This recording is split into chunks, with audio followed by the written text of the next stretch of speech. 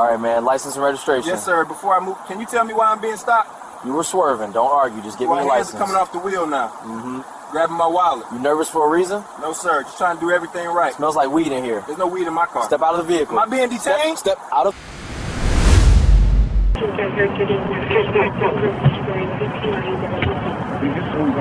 Alright. Found something. Anyway, Steve. Alright, get on. Get on that elevator and let's go. This is a mistake. You're under arrest for evidence tampering and official misconduct. I didn't do anything. On a humid Friday night in Riverton, Ohio, the kind where the air clings to your skin even after sunset, Darius Cole drove home from a late shift at the distribution hub near the interstate. He was 29, tall and solid-built, with a close-cropped fade and tired eyes that still held onto discipline. His clothes weren't flashy: work hoodie, dark jeans, steel-toe boots. His 2016 silver Honda Accord was the same: clean, practical, no tinted windows, no loud exhaust. Just a man trying to get home. At 10:41 p.m., a patrol cruiser slid into his rearview like it had been waiting for him to appear. The distance tightened. The cruiser stayed there, steady, patient, predatory. Darius checked his speed. Exactly the limit, turned signal on, hands relaxed but attentive. The lights came on. Red and blue splashed across the Honda's interior and the roadside trees. Darius swallowed once, put on his blinker, and pulled to the shoulder with a slow, controlled motion that screamed compliance. He shut off the engine, rolled the window down halfway, and placed both hands on the steering wheel at 10 and 2. The officer approached quickly, flashlight already up like a spotlight. Officer Ethan Rurk, early 30s, white, line crew cut, clean-shaven, his uniform crisp in a way that said he cared more about appearance than people. His jaw was tight, eyes narrow, scanning the cabin as if he'd already found something before he asked a single question. License and registration, Rurk said. No greeting, no good evening, just the command. Darius kept his hands visible. Yes, sir, I can do that. Can you tell me why I'm being stopped? You were swerving, Rurk replied instantly.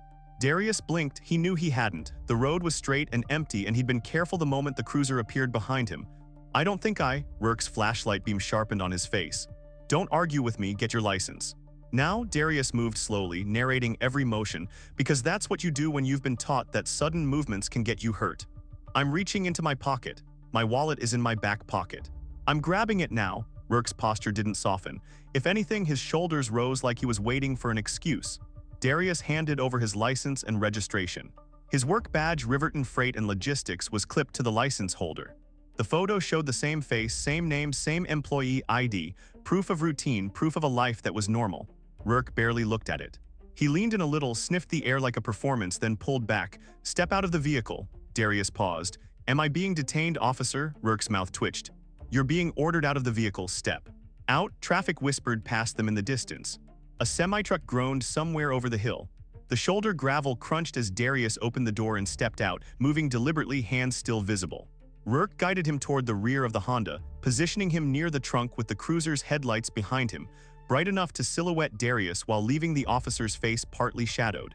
It was a small thing, but it mattered. Darius had learned that the way a scene is lit can decide how it's remembered. Rurk began firing questions that didn't match the supposed reason for the stop. Were you coming from work? Were you headed home? You got anything in the car you shouldn't have? No, sir. Rurk tilted his head. Any drugs? No. Any weapons? No. You sure about that? Darius forced his voice to stay steady. Yes, sir, I'm sure. Rurk stared at him like he wanted the wrong answer to appear just by pressure alone. Then he stepped closer, lowering his voice as if that made it more honest. You look nervous. I'm being questioned on the side of the road, Darius said carefully. I'm trying to be respectful. Rurk let out a short laugh that had no humor in it. Respectful is doing what you're told. I'm going to search your vehicle. Darius's heart rate spiked, but he didn't move. I don't consent to a search. Rurk's expression turned colder, like that sentence was a personal insult. Consent isn't required when I have probable cause. What probable cause? Darius asked. Because I asked why you stopped me. Rurk didn't answer. He turned away and walked back to the open driver's door. His flashlight beam disappeared into the cabin. From where Darius stood, he could see the outline of the steering wheel, the empty passenger seat, the center console. Nothing unusual, no smell, no smoke, no mess. For a moment, Rurk's body blocked the interior completely. His shoulder filled the doorway as he leaned in deeper. His right hand moved low, out of view. Then his left hand adjusted the flashlight, angling it so the beam bounced off the windshield and created glare, making it harder for anyone standing behind him to see what he was doing. Darius watched helpless, trying to keep his face calm while his instincts screamed that something was wrong. The whole search lasted less than a minute, too fast, too confident. Like the officer already knew where he wanted to find something. Then Rurk straightened up. "Bingo," he said, loud enough for his body mic to capture. He turned toward Darius with a small plastic bag pinched between two fingers. Pale powder sat inside the plastic like a verdict. "What do we have here?" Darius froze. It felt like his brain had to catch up with the image. What is that?" Rurk's voice sharpened, almost triumphant. "Looks like cocaine." "Congratulations. That is not mine," Darius said immediately. His words came out fast, honest, almost desperate. "That was not in my car." Rurk stepped closer, lifting the bag like a trophy. "So now you're calling me a liar." "I'm saying it's not mine," Darius repeated. "I don't know how that got there." Rurk's eyes hardened into something flat. "Turn around. Hands behind your back." Darius hesitated for a fraction of a second, not because he planned to resist, but because the moment felt surreal, like the world had glitched, like someone had changed the rules mid-play. "Turn around," Rurk repeated, louder now. Darius complied. The cuffs snapped shut around his wrists, cold metal biting into skin. Rurk tightened them with unnecessary force and guided him toward the cruiser. As Darius was pushed into the back seat, he caught one last glimpse of his Honda's interior through the open door, quiet, ordinary, unchanged. Except it wasn't ordinary anymore. Because months earlier, for an insurance discount, Darius had installed a small interior camera pointed toward the center console. It recorded automatically whenever the car moved. Rurk didn't know that. And if Darius made it through the night without taking a plea deal out of fear, that hidden camera might become the one thing that could dismantle the easy story being built on the roadside. But for now, the officer had his bag. He had his arrest. He had the narrative. And Darius had nothing but the truth, handcuffed in the back of a police cruiser, watching the lights smear across the dark Ohio trees. By 1:18 a.m., the stop had already been converted into paperwork. Inside the Riverton Police Department, fluorescent lights washed everything the same pale color: walls, desks, faces. Darius Cole sat on a metal bench, wrists aching where the cuffs had been removed and replaced with temporary restraints. His hoodie and boots were gone. In their place, thin county-issue scrubs that did nothing to keep the room warm. Officer Ethan Rurk typed with practice speed. The arrest report read clean. Too clean. Vehicle observed swerving within lane. Driver displayed nervous behavior. Officer detected odor consistent with narcotics. Probable cause established. Search conducted. Suspected cocaine located near center console. Every sentence was efficient, professional, devoid of doubt. No mention of the refusal to consent. No mention of the absence of a K-9 unit. No mention of how fast the search had been completed. Darius watched from across the room as Rurk placed the small plastic bag into an evidence pouch, sealed it, and slid it into a bin. The officer's hands were steady, not rushed, not nervous. This wasn't new to him. A desk sergeant glanced over the paperwork and nodded without looking up. "Another one?" "Yeah," Rurk replied. "Textbook?" That word landed harder than any insult. By 2:03 a.m., Darius was fingerprinted and photographed. The flash popped once. The image captured a tired man with wide eyes and a clenched jaw, an expression that would later circulate online with a single word beneath it. Arrested, no context, no nuance, just a face and a charge. At 9:30 a.m., the local news ran a brief segment. Riverton police made a drug arrest late Friday night during a routine traffic stop. Authorities say a controlled substance was recovered and the suspect is facing felony possession charges. They used file footage of police cruisers instead of Darius's actual arrest. It didn't matter. The implication was already set. By mid-morning, Darius's employer placed him on administrative leave pending legal outcome. Not fired yet, but the message was clear: distance yourself until this either disappears or defines you. His public defender, Marisol Vega, met him in a small interview room just before arraignment. Mid-30s, sharp eyes, hair pulled back tight, suit wrinkled from too many mornings like this. She didn't waste time on platitudes. "They're charging possession," she said, opening a thin folder. "They're floating intent, but they don't have scale evidence. Yet." "It's not mine," Darius said. He'd already said it a dozen times to officers who didn't care. Saying it to her felt different, like the words might finally land somewhere useful. "I believe you," Marisol replied, not emotionally, practically. "But belief doesn't win cases, proof does." She leaned back. "Walk me through the search again, slowly." Darius described the angle of the flashlight, how Rurk's body blocked the door, how the bag seemed to appear out of nowhere. Marisol nodded once. "Any cameras in your car?" Darius hesitated.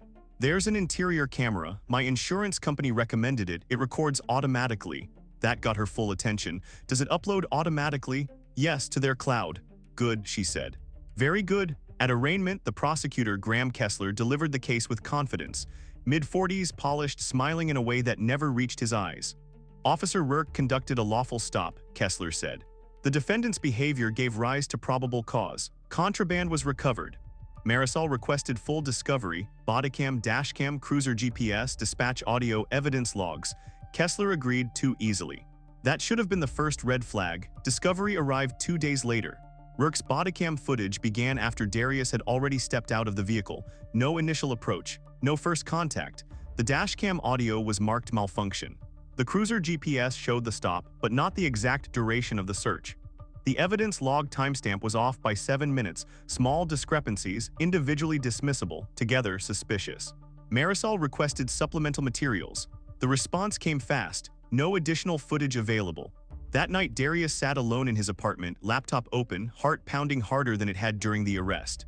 He logged into his insurance account. The interface was boring, corporate, neutral. He found the file, 10:41 p.m. interior recording. He clicked play. The video was grainy, wide-angle, mounted near the rearview mirror. It showed Darius's hands on the wheel, Rurk's flashlight bouncing across the cabin. The audio was muffled but clear enough to catch tone. When Darius stepped out, the driver's door remained open. The cabin sat empty. Then Rurk leaned in. For half a second, his shoulder filled the frame. His right hand moved, not from the console, but from his uniform pocket. Something small, plastic, already sealed. He placed it near the console with a motion so smooth it looked rehearsed. Then he adjusted the flashlight, creating glare. Darius paused the video, rewound, played it again. There was no ambiguity, no maybe, no interpretation required. The drugs did not come from the car, they came from the cop. Darius leaned back, hands shaking, not from fear now, but from something colder. Validation mixed with anger. Relief mixed with the realization of how close his life had come to collapsing because one man decided it should. He exported the file, preserved the metadata, backed it up twice. Then he sent it to Marisol with a single message, "This is everything." She replied less than a minute later, "Do not share this with anyone else." We moved carefully, because proving innocence was only half the battle. The other half was surviving what happens when a system realizes it's been caught.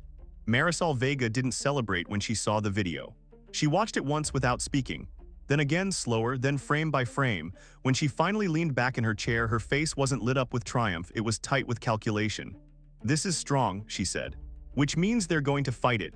Darius sat across from her in the small conference room of the public defender's office, hands clasped, shoulders tense. "But it proves he planted it. It proves something was placed," Marisol corrected.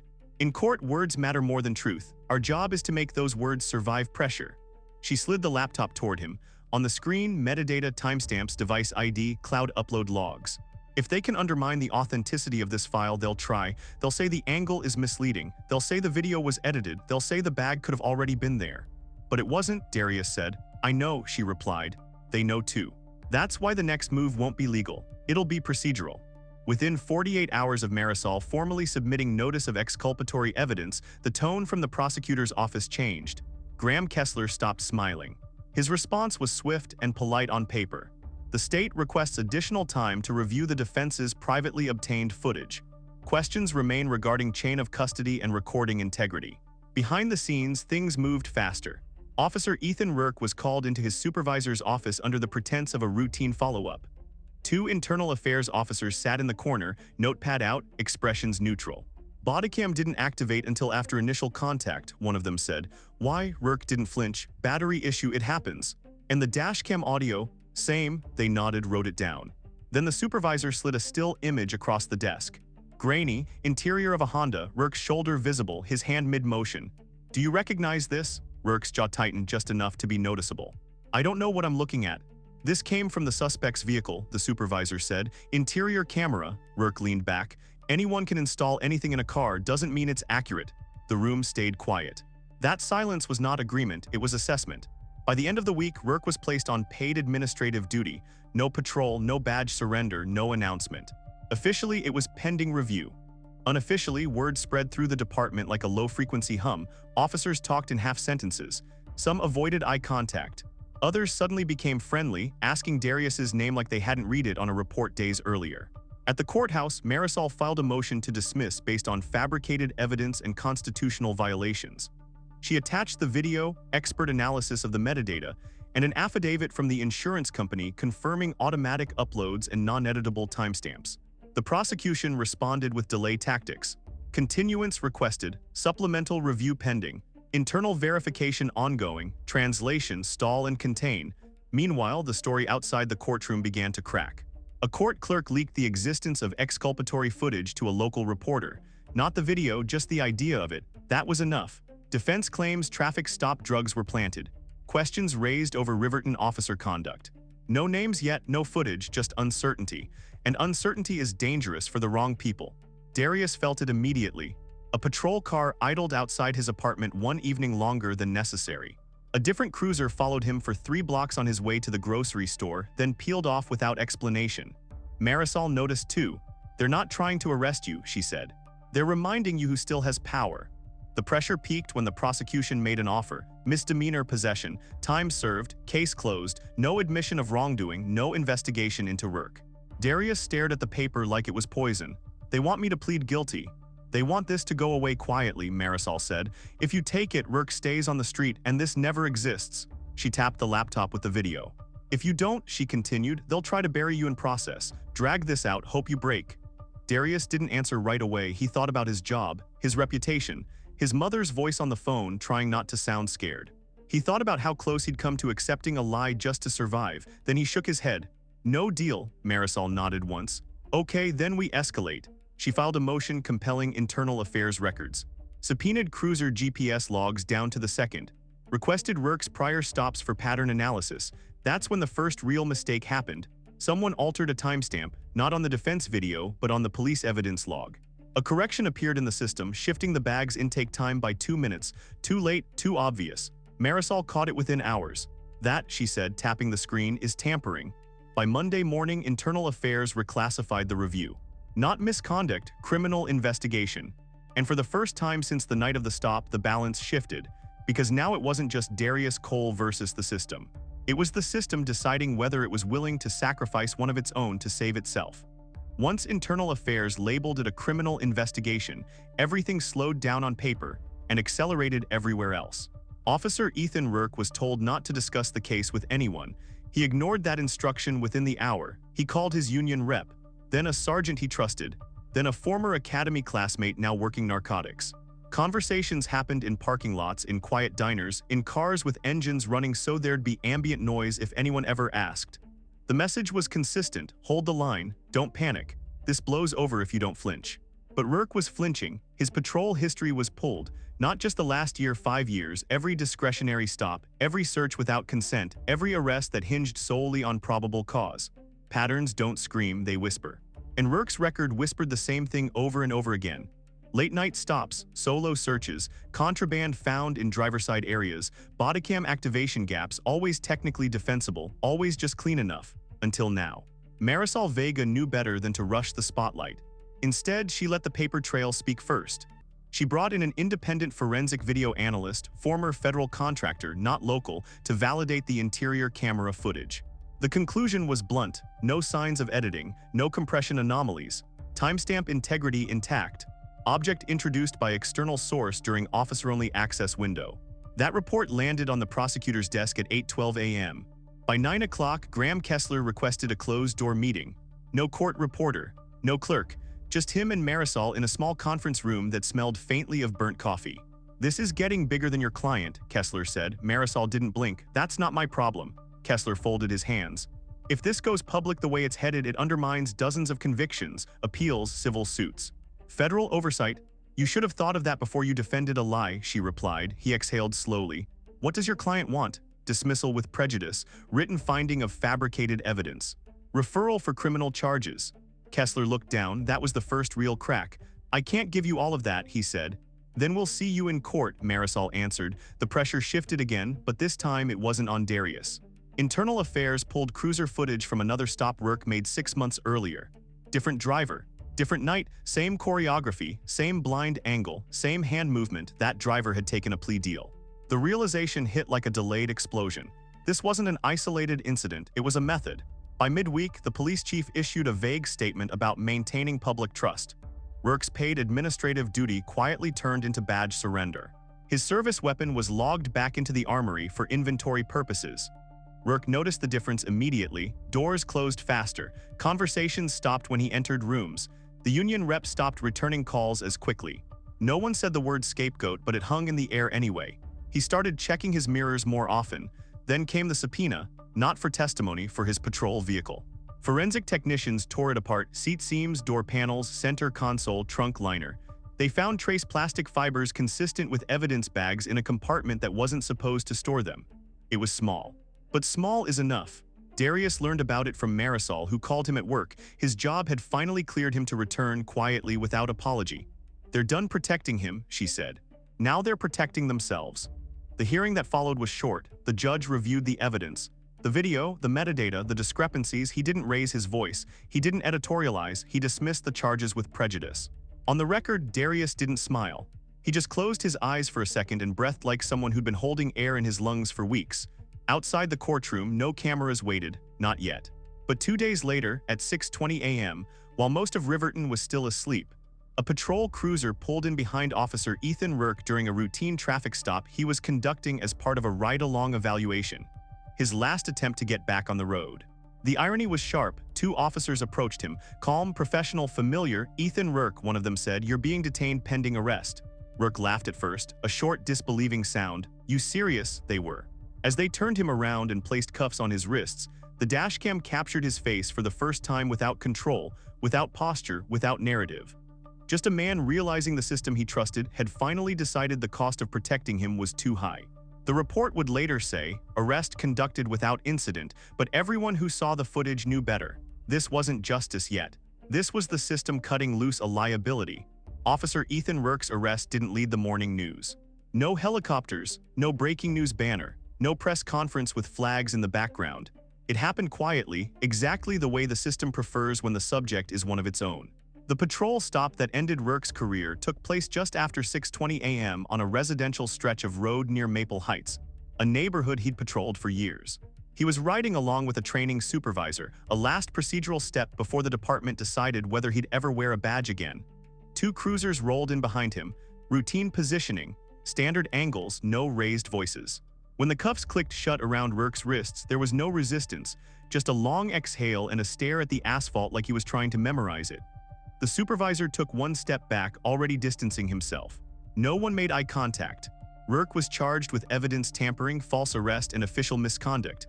The language was technical, almost polite. It avoided the word everyone else was already using: framing. At the station, he sat on the opposite side of the same processing desk he'd stood behind dozens of times. Same fingerprint scanner, same camera flash, same holding cell, different gravity. His union issued a statement by noon.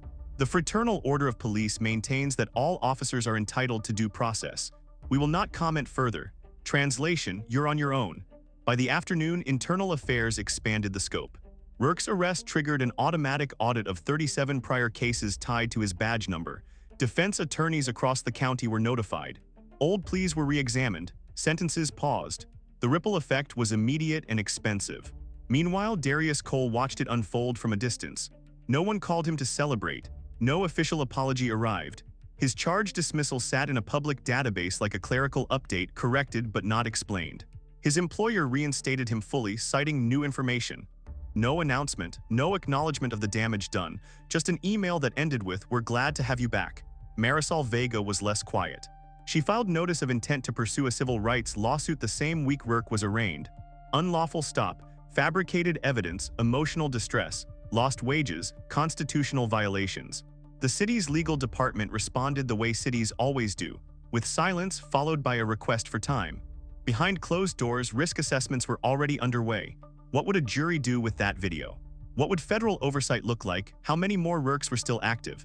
At Rurk's bond hearing, the courtroom was half empty, no supporters, no family in the gallery. The judge read the charges slowly, as if making sure they sounded real. Rurk's attorney argued stress, fatigue, split-second judgment. The judge wasn't moved, bond was set, passport surrendered, firearms prohibition enacted immediately. For the first time since the night he stopped Darius Cole, Rurk left a courtroom without authority, without protection, without the assumption that his word carried weight. Outside, a single local reporter waited, just one. "Do you want to respond to the allegations?" she asked. Rurk didn't. He got into the back of a car, not a cruiser this time, and disappeared. The system moved on quickly, it always does, but something had changed. The interior camera footage, once a private defense tool, had now been entered into evidence. It existed permanently, not just as proof of one man's innocence but as documentation of a method. And methods don't belong to individuals. They belong to cultures. By the end of the month, the Department of Justice sent a formal inquiry letter to Riverton PD, carefully worded, non-accusatory, dangerous. Darius read about it online at his kitchen table, phone buzzing with messages from people who'd suddenly remembered his name. He didn't reply, because he knew something most of them didn't yet understand. Rurk's arrest wasn't the end of the story. It was the point of no return. The federal inquiry didn't arrive with sirens or subpoenas. It arrived as an email, 3 paragraphs, neutral language, no accusations. Just a request for cooperation and preservation of records. But inside Riverton Police Department, it landed like a silent alarm. Emails were forwarded, meetings were scheduled. Calendars filled with words like compliance, exposure, containment. Because federal investigators don't ask questions unless they already know where to look. Officer Ethan Rurk sat at home, suspended without pay now, staring at the same wall for hours at a time. His attorney told him not to speak. His former colleagues told him nothing. The phone stopped ringing altogether. He'd become radioactive. In the weeks that followed, internal affairs interviews turned colder. No more friendly tones. No more help us understand. Just timelines, contradictions, and still frames pulled from footage he could no longer deny. When confronted with the second interior camera case, the one where another driver had taken a plea, Rurk's answers changed. Not enough to confess, just enough to crack. I don't remember became common, so much time has passed. I followed my training manuals were produced, none of them supported him. Meanwhile, Darius Cole tried to return to normal life and discovered that normal doesn't snap back into place. People recognized him now not from the arrest photo, but from the story behind it. Some nodded in respect. Others avoided eye contact, uncomfortable with the reminder of how fragile the line really is. Marisol Vega kept him focused. The criminal case against him matters, she said, but your case. That's leverage. The civil lawsuit moved fast once the city understood the risk. Depositions were scheduled. Emails surfaced showing supervisors had flagged Rurk before for aggressive search behavior and discretionary stop volume. They'd done nothing. That silence was expensive. Behind closed doors, the city council debated numbers, not morals. Settlements were calculated. Insurance carriers weighed in. The phrase "without admission of wrongdoing" appeared in draft documents more than once. Marisol crossed it out every time. At the same time, the criminal case against Rurk stalled, then shifted. The prosecutor offered a plea, reduced charges, no prison time, loss of certification, quiet exit. Rurk refused. Not because he believed he'd win, but because accepting it meant admitting on record that the badge hadn't protected him. That he'd crossed a line the system wouldn't erase. The trial date was set. That's when the final pressure arrived. 2 weeks before jury selection, federal investigators requested access to Riverton PD's internal stop data going back 8 years. Not just Rurk's, everyone's. That request changed the math. Within 48 hours, the city reached out to Marisol. They wanted to talk. The meeting took place in a glass conference room overlooking downtown. 3 city attorneys, 1 risk manager, no smiles. We're prepared to resolve Mr. Cole's civil claims, the lead attorney said. Significantly. Marisol slid a document across the table. It included a number that made the room go quiet, not punitive, strategic. The city countered, lower, cleaner language. Marisol shook her head. You're not paying for his inconvenience, you're paying to avoid a precedent. The deal closed 2 days later. 7 figures, policy changes mandated, independent audit. Written acknowledgement of rights violations. Still no apology, but paper doesn't lie. The morning the settlement became public, the narrative finally flipped, not suspect exonerated, but officer charged after video reveals planted evidence. Darius watched the coverage alone. No celebration, no anger, just a steady sense that something irreversible had happened, not just for him, but for the department that had underestimated a camera and overestimated its immunity. That afternoon, Marisol called him. One more thing, she said. Rurk's trial starts Monday. Darius didn't respond right away. Do I need to be there? No, she said. But you might want to watch. Because this time the system wasn't watching him, it was watching itself. The trial of Ethan Rurk didn't feel dramatic. No shouting, no courtroom theatrics, no surprise witnesses bursting through doors. It felt procedural, surgical, like a system correcting an error it could no longer ignore. Jury selection took less than a day. 12 people, mixed ages, mixed backgrounds, none of them cops, none of them activists. Just people who understood one basic idea: evidence either holds or it doesn't. The prosecution didn't overreach. They didn't frame Rurk as evil. They framed him as methodical. They showed the jury the arrest report from Darius Cole's stop. then the bodycam gap, then the dashcam audio failure, then the evidence log discrepancy. Individually, each flaw looked survivable. Together, they formed a pattern. Then they played the interior camera footage. No commentary, no pause, no enhancement, just raw video. Rurk's shoulder filled the frame. His hand moved. The bag appeared. A juror in the second row leaned forward without realizing it. The defense tried to redirect stress, fatigue, tunnel vision. The suggestion that the bag could have been there already, hidden from view. Then the forensic analyst took the stand and dismantled that theory in 10 minutes. Angles, lighting. Timestamp integrity, object trajectory. No drama, just certainty. Rurk didn't testify. He sat perfectly still, jaw tight, eyes forward, watching the same footage that had once been under his control. The verdict came back in under 4 hours. Guilty on all counts. Evidence tampering, false arrest, official misconduct. No cheers, no gasps, just a quiet shift in posture across the room like gravity had reset itself. The judge sentenced Rurk to 4 years, citing deliberate abuse of authority and long-term harm beyond the individual case. His certification was revoked permanently. His name entered a national database barring future law enforcement employment. When the gavel came down, it didn't feel like victory. It felt like closure. Darius Cole wasn't in the courtroom. He watched the verdict on a delayed live stream from his apartment, sitting at the same kitchen table where he'd once replayed the video in disbelief. He didn't smile. He exhaled. That night he went for a drive, not out of fear, not out of habit, but because he could. The Honda still had the camera. He kept it that way, not because he lived in paranoia, but because accountability shouldn't depend on luck. The city of Riverton implemented new policies. Oversight, mandatory camera audits, early warning systems. Some called it reform, others called it damage control. Both were true. Rurk became a footnote. Darius became a reference point. Not a hero, not a symbol, just proof that the narrative doesn't always belong to the person with the badge. And that sometimes justice doesn't arrive loudly, it arrives documented. If you were in Darius's place, stopped late at night, accused of something you know you didn't do, what would you have done? Would you have fought it or taken the deal just to survive?